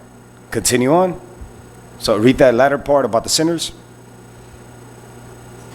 So marvel not at the works of sinners, but trust in the Lord and abide in thy labor. For it is an easy thing. Read that again, real clear. For it is an easy thing in the sight of the Lord on the sudden to make a poor man rich. Imagine that. That's what the brother was talking about earlier as well, right? We stress out for, I need that, I want that. Not need. I want this, I want that, and the third, right? Most High says the basics are what? Clothing, right? A shelter, food, water. No, we always want to stress out and have all these other things that we don't need, but we want. The Most High said, look, you handle this. All right, of course, we got to deal with the sinners. We got to wake them up, show them their error. But don't stress over that. Don't be caught up with the sinners and their ways. And then he says, if you stick to the script, Ecclesiastes 12 and 13, fear the Most High and keep his commandments, it's nothing for him to make you rich, to give you what he went in Psalms 118 and verse 5, right? To get you out of that stressful condition or state of mind, physically or whatever it might be, and put you in a blessed condition. He says there's nothing for him to make you rich. But again, faith. Where's the faith at? Right? That was it. No doubt. Excellent. You finished 1 Corinthians 10 and 13? Let me get it again. There hath no temptation taken you, but such as is common to men. But the Most High is faithful, who will not suffer you to be tempted above that ye are able, but will with the temptation also make a way to escape, that ye may be able to bear it. So that ye may be able to bear it. So everything that we're going through is bearable. When I think about my problem, I'm like, man, at first, when it first happens, you're like, God, End of the world, huh? yeah, you're like, oh my goodness, what am I gonna do now? But then, like I say, give it a little bit more time. You think about it, it could be worse, and then it probably get worse. And it's, so then you're in a situation, it got worse, but then you know what, man, I'm still good. I'm still in a situation where I'm still with the Most High. I'm still blessed. I'm still with the Most High. I'm still got these promises in store for me. You know what I'm saying? So now the Most High said, you gonna live. You still good. You still breathing. You still got an opportunity to make things right. With all the things that you've done against me, you still had an opportunity to make amends from. You got an opportunity to make it right. So that's what we got to think about. Think about the upside of things, the positive side of things. Every situation that you go through, think of it as a positive way. Well, I'm here. I'm going to make the best of this situation. I got a hoopty. I'm going to push around in this hoopty, man. Crank that mud. I'm gone. Go over there, pick up the brothers. We're going to go teaching. We're going to put this work in. And to the Most High, I feel like, you know what, man, let's up them up to a nice, simple car. Give them a little Nissan or, a little Toyota. Give them a nice car, right? I'm going to up them up. Give them a nice car. That's the Most High decision. You know what I'm saying? If the Most High feels that he wants to give that to you, then that's what he's going to give you. But for you to stress over all this stuff, it's not necessary. It's too much stress. Too much problems. There's people that, I think your top brought it out, in another country, they don't got none of this stuff. Happy. Not even think about it. In Cuba, they still driving around in 1960 cars. Yes, they ain't even got cell phones. Well, I mean, that's what America tells you sometimes, but America always America always try to show everybody like they not advanced, like. Yeah. But you see the pictures. They not stressing. They chilling. If they got a little cellular phone and it's 2017, they not tripping. They having fun playing with their little cellular phone. They not stressing over these things. They going around, little kids running around playing with rocks. It don't matter. It's imagination. It's they content with what they have. Yep. And when you content with what you have, you're not stressing over the problems that you're going on. You don't even know this stuff exists. You're not worried about it. We're over here in America. Oh, they don't have cell phones. They don't have Instagram. Poor them. No, poor you. Because you're stressing over the next thing. Every minute you stressing over the next thing. I promise you scrolling. Now they got ads in Instagram where they showing you, yeah, you want to buy this. How you know I wanted to get this? They scroll and you always on the next thing. I'm over here looking up music equipment on Amazon. I go to Instagram. You showing me this new drum machine. I'm like, how did Instagram know that? So you always on to the next thing. You stressing, man. Look at your bank account. Oh, God damn it. Maybe 3 months from now I'll get it. But you stressing over, but over there ain't got they don't even got a bank account. Not stressing all that stuff. Like, if I'm going to eat, I'm going to sell this necklace. We're going to eat tonight. You know what I'm saying? They not stressing over this stuff. America has a lot of people. I think we're ranked the highest in stress. Pretty sure. Top, yep. Is that true? Exactly. Because of these things. America keeps on giving you that illusion that we need these things. We don't need it. I could talk about my life before social media. I think a lot of people had way better social skills. Man. You got brothers that don't know how to talk to women. Aside from hopping in the DMs. In text, in snaps and all that. Don't know how to just communicate. Just have a conversation. I be seeing people on dates across from each other, just on the phone. Just film it like all day. I understand. If you're gonna take a selfie, upload it, whatever. You know what I'm saying? But when you stuck on this stuff, when you leave your phone, you panic. Yep. Can't put it down, huh? Oh shit! God! Oh, where my phone at? You see my phone? You see my phone? Idols, man. You are hooked to this. Yep. It's a drug. I'm not lying to you. You know it's a drug by how you feel all day when your phone at home and you at work or you at a whole situation. All you thinking about is your phone. You're like, oh, God damn it. Can't even look. You ain't even got to watch. You got your phone. You can't even look. Nobody even own watches no more. We like.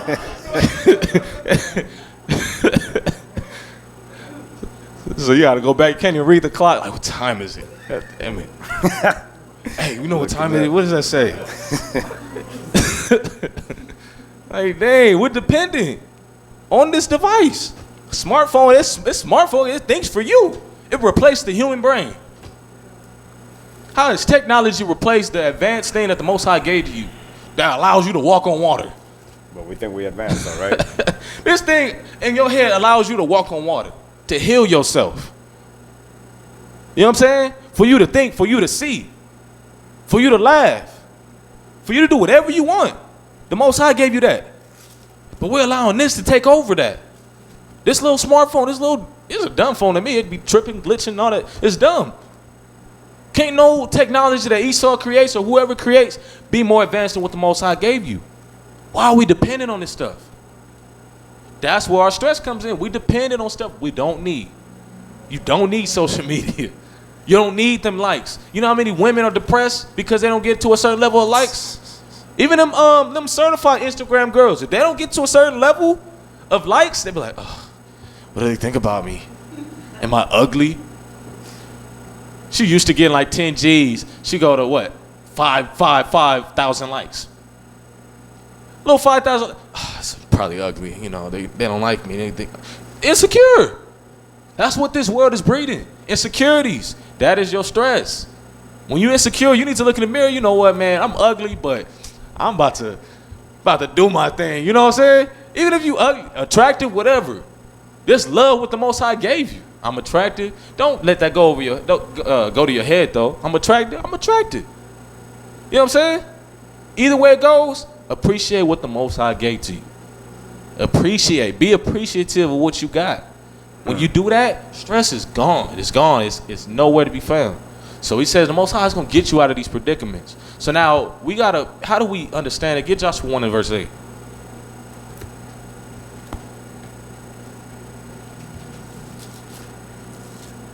Book of Joshua 1, verse 8. This book of the law shall not depart out of thy mouth. It says, this book of the law shall not depart out of thy mouth. Meaning in our everyday conversation, what do we need to be talking about?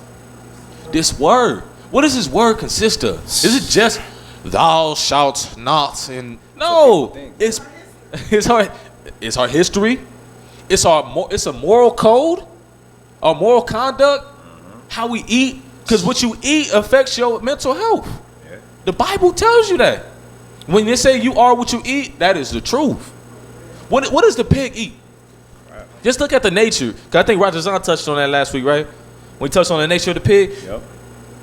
The pig eats everything. If the pig could digest this pig will eat this. The pig eats anything. So now, when you take on that nature, and they say it digest what? It only gets rid of 10%. 5%. 5%? 5 to 10%, whatever. It ain't 100%. And so now you eating this, you getting you some bacon, you getting you some pork ribs, some chitlins and everything. You getting whatever is a part of the pig that you eating. You take on that nature, you take on that spirit, and that's facts. That's why everybody all over the place don't know how to think, can't even sit up straight. Grown people, not kids. This is grown people. ADD. Nothing. It's cool. Just tripping because of what you eat. What, tapeworms, trichinosis. This stuff is happening. They're affecting everything that you eat. Esau knows what he's doing. The food that you eat is destroying you. Yep. Eating this fast food all the time, you don't even know what you're eating. That's the crazy part. Even when you go to the grocery store, you're not even really sure because you ain't never killed no animal. How you know this is really cow? You know what I'm saying? We just now killed our first animal. Got sick because he ate real food. This is different. I'm not used to this. Like, we don't know what we eating. You know what I'm saying? But nevertheless, the Most High laid out the things of what we can and can't eat. The moral code of how we're supposed to conduct ourselves. And when we follow that, it's a positive lifestyle. When we don't, we see where we at right now. You go outside. Just go out. Just peek your head outside. See a crackhead just run across. Just peek out. Doesn't the Bible talk about drugs? Yeah. Substance abuse? You see brothers, you wake up early in the morning. So who sipping. Lined up at the liquor store like Jordan lines? Already sipping, man. Just sipping. You hiring? They're like, no. And this be the same brothers. Esau, man, I ain't never getting no job, man. They don't hire brothers. Can't find no job around here.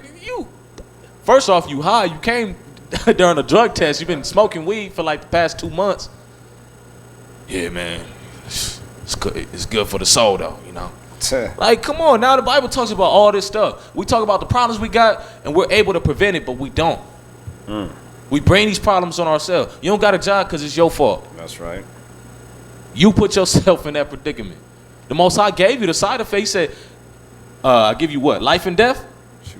Choose life. He already told you the decision to make. You're like, choose life, please. He said, life and death. I'm giving you these options. I mean, you got the option, but it's in your best interest to choose this option. This option right here is best for you. Give you all type of signs. This option right here. This option right here. Just choose it. We go to a complete full 180 and go the opposite way. Choose death. I'm gonna choose that. When we go against this book, that's exactly what we're saying. We don't just blatantly just say I want to die, but you do. You do want to die. You do hate the Most High. You do want to go against the Most High when you don't keep these laws. Oh, I love my Jesus. I love me some Jesus. No, you don't. Praise the Lord. Why are you blaspheming? You don't mean this stuff. Why are you lying? Don't lie. Be true to yourself. Keep these commandments. So it says, this book of the law shall not depart out of thy mouth. Meaning in your conversation should be these positive words. What does it say? This book of the law shall not depart out of thy mouth, but thou shalt meditate therein day and night. Day and night. Meaning throughout your day. What are you supposed to be thinking about? About these hoes? Where to turn up at? Who popping bottles tonight? Who going to have? Who piecing up? Should that be on your mind? Oh, she going to let me hit tonight. Should that be on your mind? No. What should be on your mind? It says this book of the law. Brothers talking about they got sexually transmitted disease. You know why? He ain't had that law on his mind. Vice versa with the sisters. Sisters ain't got a good man. She dealing with a nigga.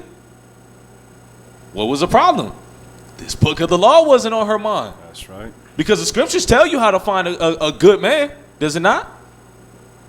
And it says, look not on his gate, right? I mean, not on his gate. It says his appearance, right? Appearance. But that's why women fall susceptible. Oh, you see the way he smiled? Oh, he got the nice hair. Ooh, he got the abs. Ooh. And then what happens? Oh, and he got game too, right? Talk to her, say the right words. It's a wrap. She forget about all the morals of the scriptures.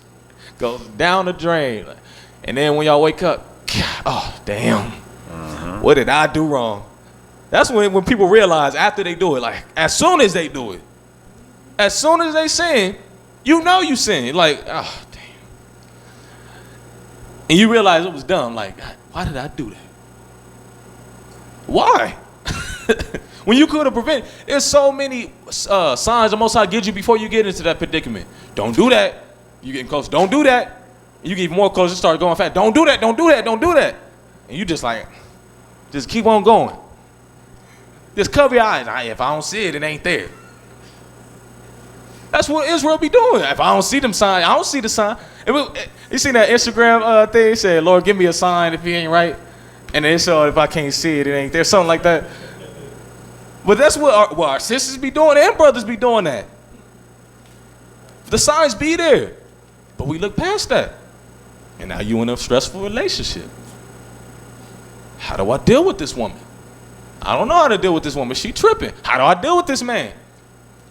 You would have known that if you had took your time.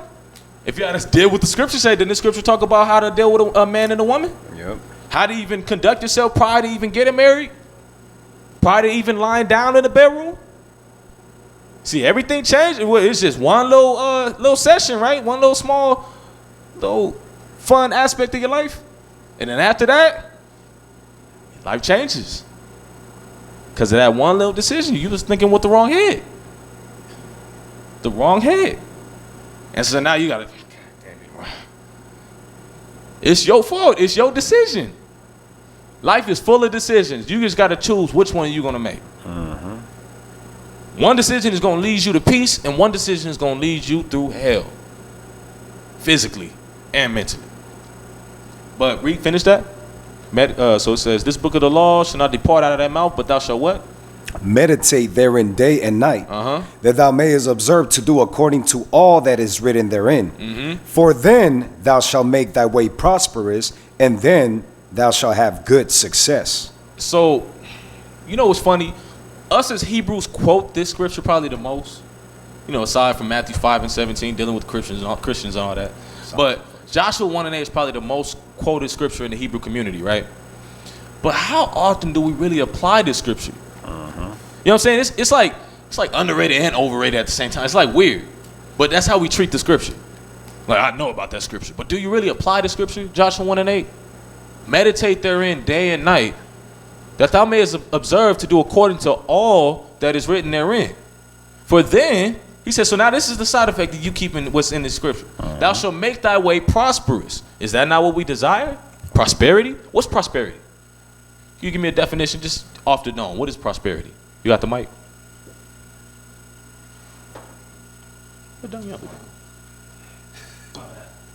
No, it's all good, man. Don't even worry about it. Oh, you got the mic? You can hand it to that Jay. Mm-hmm. Stay in the work. Stay in the book. Mm-hmm. Day and night. No, I'm saying, what's the? We understand that aspect of staying in the book, but what's the aspect? What is prosperity? What does it mean to prosper? Possibly. I'll give you one. You think it too hard. It's to succeed, to do better. He's like, but that's the condition that we're in. We don't even know what prosperity is. We don't know because it's not provided to us. Because we're stuck in this situation. We're under the rulership of these other nations. They come in, succeed, they prosper over. They prospering. But why aren't we prospering? We're God's chosen people. Think about that. Is it because God just hate black people? That's what Esau will tell you. God just don't like y'all. Y'all just got the bad end of the deal. No, we got the best end of the deal. We just didn't keep our end of the deal. You got a precept. Go ahead. Precept for what he's saying. Isaiah 59 and verse 1. Behold, the Lord's hand is not shortened that it cannot save, neither his ear heavy that it cannot hear. But your iniquities have separated between you and your power, and your sins have hid his face from you, that he will not hear. Man, I'm going to have to get that after class. That's a cold one. It said, you say what? Yeah, that's a cold one right there. So it says, your iniquity is what's separating you from the Most High. We talk, Israel talk too much. Like, I hear my grandma talking, I can hear my sisters talking, you know what I'm saying? My mom, brother, family, sister, relatives, Israel, in general, we talk too much. You know what I'm saying? But how much are we taking action to bring that thing that we want? This goes back to the beginning. If you want change, how do you acquire change? How do you receive that? Keeping the commandments. So that means you're taking action, right? That's an action. That's a verb. It's not just talking the commandments. How you talk the commandments? So now you got to take action, right? You got to keep the commandments. You got to apply it. So Israel, when you go outside, they'll tell you all the same thing. Man, sure, it'd be nice to just have peace. What's the ultimate thing? It's peace, right? No matter who you are, everybody wants peace. Except Esau.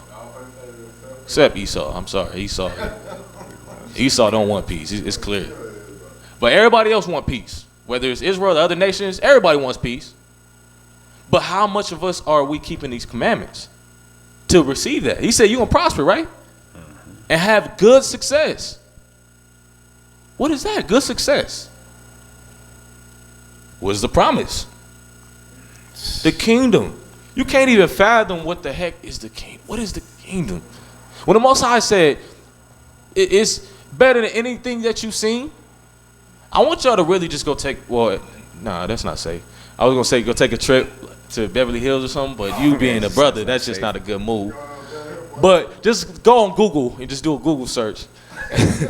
And then just look it up. Just look up these nice places, right? Earth is actually a really beautiful place. It's a beautiful place. Just look at the Amazon rainforest and all these places. It's a beautiful place. Aside from what we see when we just in these little projects in these neighborhoods, it's actually a place to explore. You know what I'm saying? So the Most High said, what I have in store for you, that ain't nothing. We thinking what? We get organic food, we good. Ooh, I'm living good. No, the Most High said, man, y'all don't even understand what I got planned for you. Organic food. If you gotta label it organic, there's a problem. It's organic. What's the other food I'm eating? Exactly. And so now what does this mean when you say organic? You know what I'm saying? But the Most High said, I ain't gonna give you organic, I'm giving you something different. Just, you can't even imagine how these grapes is gonna taste. This watermelon, brothers, sisters love that watermelon. Y'all can't imagine how watermelon gonna be in the kingdom. You thought you had fried chicken. Nah, you ain't had no fried chicken. Man. Anything, I'm telling you, whatever it is that you are trying to receive that's positive, Most High is saying you can't, get Deuteronomy chapter 28. And just read verse 1 through 2. We're going to get back into this and close it out. Deuteronomy 28, verse 1. And it shall come to pass, if thou shalt hearken diligently unto the voice of the Lord thy God. There you go again. The Most High keep on stressing. He give you a 28 verse 1. It's always a stipulation. When Most High made a contract with us, he said you got to keep these commandments. He said, so now if you hearken, meaning you listen and you do what? Diligently unto the voice of the Lord thy God, to observe and to do. Wait a minute, he said do. He didn't just say listen. Yeah, I heard the law. I went to every Sabbath class. Man, them brothers is on point. I listened. Are you doing what them brothers was telling you out of the law? Are we doing that? But the Most High said this is what happens if you just so happen to do that. As a nation of people, if we decide to hearken unto the Most High and to do what thus saith the Lord, what is the side effect of that? And to do all his commandments, which I command thee this day, that the Lord thy power will set thee on high above all nations of the earth. How many people enjoy, how many people are looking forward to clocking into their job tomorrow? Just clocking, just enjoying that aspect. Just looking forward to seeing their boss. Just looking forward to whatever it is that you do. That's a good slave. Uncle Tom here, like I love slave it. like a mug. I love it. I love Master. But the Most I said, he'll set you on high. Meaning, people gonna be clocking in for you. That's right. Esau gonna be, good morning, boss. Yes, how you doing, sir? That's how it's gonna be. He said he's gonna set you on high. They're gonna be reporting you. You thirsty? I am thirsty. Glass of lemonade right there. Instant. As soon as you say it, before you even say it, it's like, I already knew what you wanted, Master. Most I said, I'm gonna set you on high. Meaning what? These other people that's afflicting you, they're gonna be serving you. They're gonna be reporting to you.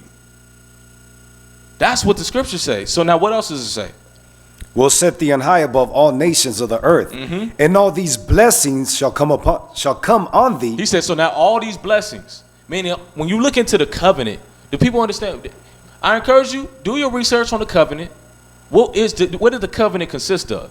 What was the promise that the Most High gave to us? Why was Esau mad after he gave up the covenant? After he gave up his birthright? What was it?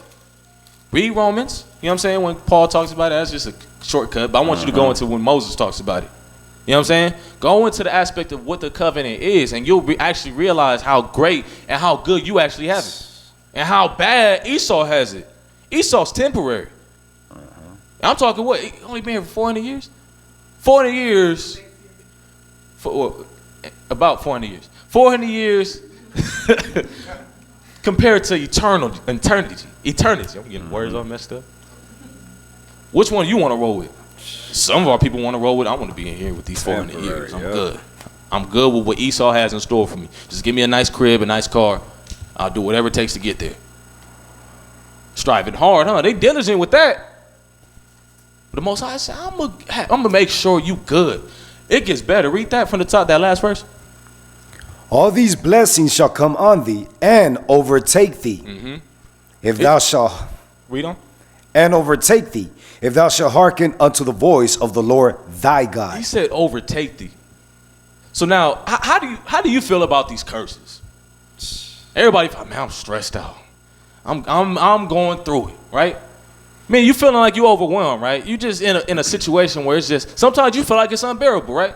Imagine the flip side of the situation that you're going through, the complete opposite. Where you feel like it's unbearable. Imagine the blessing being unbearable.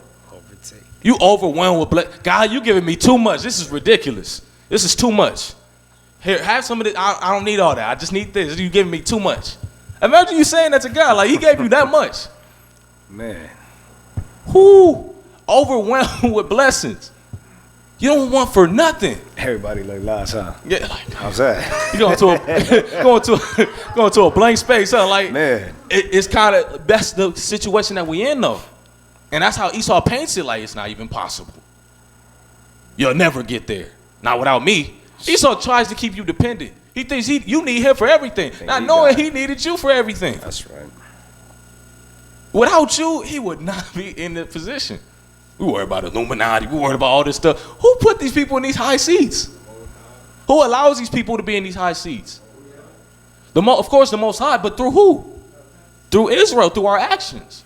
Y'all worried about Esau. Why are y'all worried about Esau? Esau is only ruling because of you. The Most High gave Esau permission because you didn't keep your end of the deal.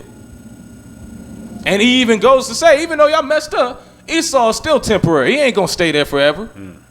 I'm only rocking with y'all. How much do I have to stress that throughout these scriptures? I'm only rocking with y'all. I only love y'all. He said, I'm disciplining y'all right now, but how long is it gonna take for y'all to get y'all stuff together? Man, you know how wrong we did the Most High?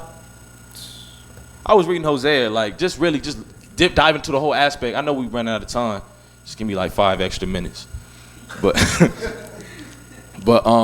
just dealing with the aspect of Hosea. You know how he had a adulterous wife and everything, and he compared that to the relationship with the Most High in Israel. We that hoe. Yep. We a hoe. In layman talk, like we a hoe.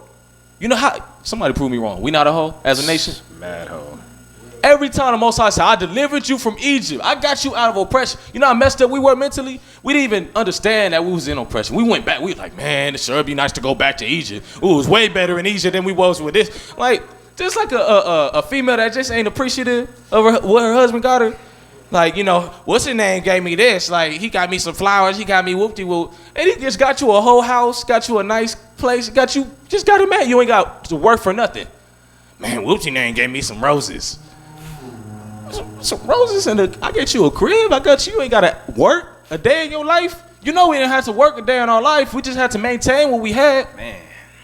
Right. That's exactly what we had. But us being that unappreciative female, we turned into man, Egypt looking kind of cute over there. We went over there to Egypt. We went over there to Assyria. We went over there to Rome. And we went the wrong route. We went to Greece, right? We ended up turning extra weird, right? Every green. Most High, we ended up doing some weird stuff. You know what I'm saying? Man. The Most High said, all you have to do is commit to me. And then when you look into read that too. So look up the covenant and read Hosea, and so you'll see that this woman went through hell. This woman went through everything, and she finally realized what she actually had. You know what I'm saying? She finally realized what her husband had for her, and she was like, pretty much just came back. And, that shows you the relationship with the Most High. Like, we have to realize what the Most High was doing for us from the beginning. And he was keeping us safe. You know what I'm saying? He was keeping us from that stress, keeping us from them problems. You know what I'm saying? We think we have problems. We could have prevented that. Our forefathers could have prevented that. But we can't blame them because we still doing it right now. You know what I'm saying? So now, it's up to us today to prevent that situation and to be overwhelmed with them blessings. How many of y'all want to be overwhelmed with blessings? I know y'all don't understand how it is, but you just could imagine. You could imagine how it feels to be overwhelmed with blessing. Imagine just Esau just don't exist. He don't rule over you. Ain't no problems in the earth. Tears, no stress. Ain't no problem. You ain't even know what crying is. You don't know what stress is. Imagine that. You just walk outside. Just do whatever you want that day. Like, but not just that day. Forever. Damn. Forever. You ain't thinking about tomorrow because you living forever. Well, I care about what happens tomorrow. I'm about to live today. I'm just cool. Ain't no problems. We worry about tomorrow because of the stress we're going through today.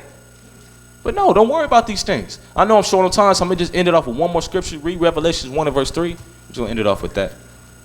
I had a whole other aspect of this. I didn't even get to it. Talking too much. Part 2, Oh, you know what? What time is it? Yeah, it's 9:03. Yeah, I'm going to just give y'all scriptures to write down. It's up to y'all if y'all want to study. There's some good scriptures, though. So just write these scriptures down for me. So yeah, this is a whole lesson. It's a lot of them. But write down John 16 verse 33. Psalms chapter 27. Read that whole chapter. 1 Peter chapter 5 and verse 7. Philippians chapter 4 and verse 6 through 9. Actually not through 9, through 11. Micah chapter 2 and verse 10. Bear with me, y'all. This is a whole lesson. Isaiah 54 and verse 10. Matthew chapter 6 and verse 25 through 26. It says, blessed are the peacemakers. Romans chapter 14 and verse 17. Matthew 5 and verse 9. That was the blessed are the peacemakers. Romans 12 and verse 18. Hebrews 12 and verse 14. 12 and verse 14. Actually, we're going to go there. I'm going to end it off with that one. But and then this last one is Proverbs 16 and 7. It says, if a man's ways please the Lord, even his enemies will be at peace with him. So you got to think about that. Revelations 1 and 3. So it says, blessed is he that readeth, and they that hear the words of this prophecy, and keep those things which are written on. So get Hebrews 12 verse 14. We're going to end it off with that. The book of Hebrews 12 verse 14. Follow peace with all men, and holiness, without which no man shall see the Lord. Actually, no. Romans 14 verse 17. That was a good one as well. I believe it was Romans. The book of Romans 14.